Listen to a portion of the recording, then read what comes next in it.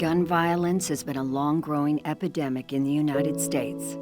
In Chicago alone, homicide by gun violence in 2020 was at its highest rate since the mid-1990s, affecting mainly the city's socially and economically disadvantaged neighborhoods. Through collaboration and understanding the struggles that participants face, Healing Hurt People Chicago helps to equip participants with tools to heal and empowers them to move forward positively in their lives. Here are their stories of healing.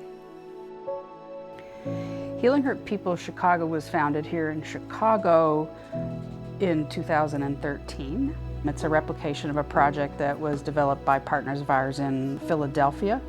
And the goal, as with many hospital-based violence intervention programs, is to reduce violent re-injury, reduce the likelihood that someone would retaliate, and then also to keep people from being engaged in the criminal justice system. We don't have a stop and start time in our relationship with folks. We meet many people bedside after their injury, and we build relationship with them starting at, many of us who are at the hospital, our colleagues that spend the time in the hospital see them bedside, so do you.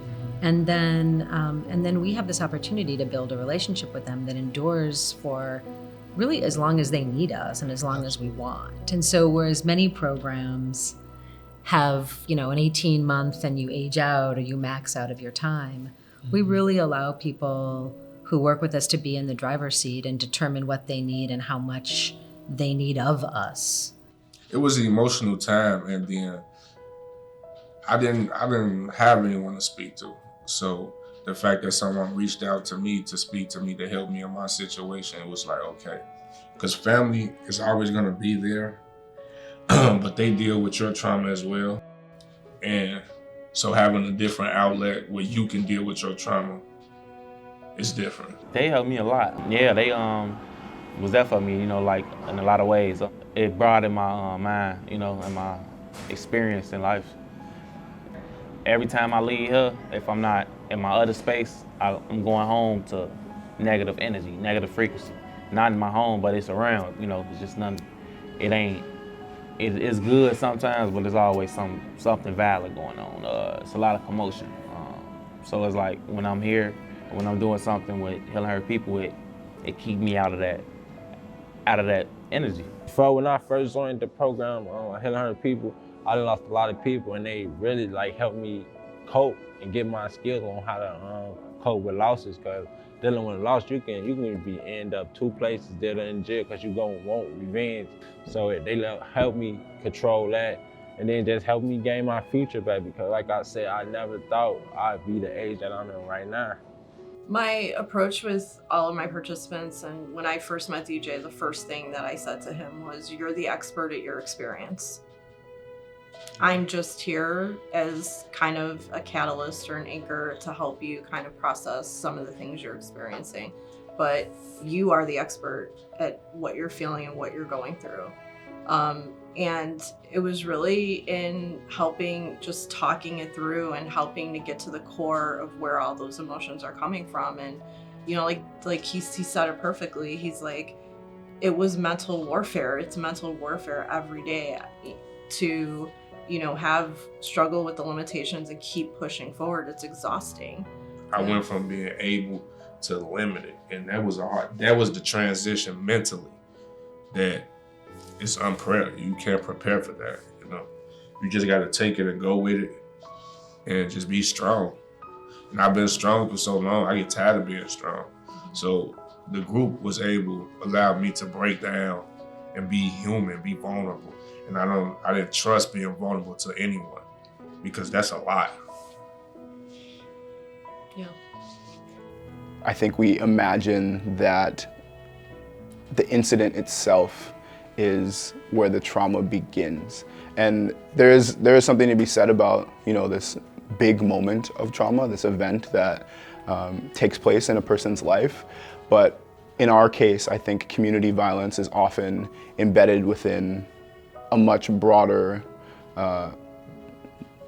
web network, something much more tangled of systemic oppression. I think for us particularly in this work, we find ourselves working with young people of color consistently. And that says something about the way that our communities are resourced. It says something about the kinds of support that individuals and families have been able to access. So when I think about how the trauma manifests itself for victims of violence, I have to look beyond this first event. I think some of the issues that our youth in our program are having is that they don't feel safe.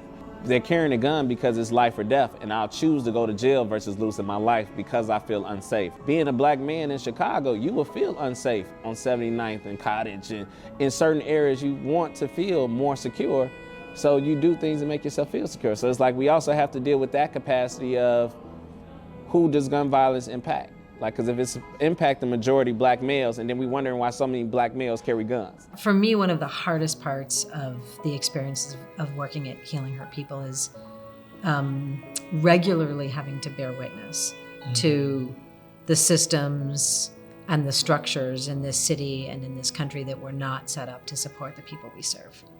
So, like, while I would never pretend that I know what it's like to be violently injured, or that I know what it's like to hold the same identities as some of the people that we serve, being in such a close partnership has you bearing witness to structural violence. And it's hard. Like I said, I ain't never think, like, I know a lot of people that's dead. I knew a lot of people that was dead at the age of 15 and 14. I knew like 10 people. So it was just like, I was just thinking I was gonna get caught up in the cycle. But the groups helped me, and now that I got a daughter and I've been through the group so many times, like I could teach her these components, and even though she might not have PTSD, but it's still just teaching her the components, and and giving her a better life, and knowing how that I can maintain my life. Healing Hurt People really helped me keep my mental focused on what I want to do with myself. Just coming from where I come from, it make me feel great about myself. For one, it make me know that it's no matter where you from and what you're doing or how you start in life, you can always come from under that and have something great happen with you in your life. People will see from when I first wanted to give up, didn't know what I would want to do or where I would be, to now I have a plan, I have answers, I have proof, I have results. You can see the work that I put in compared to when it was just a thought.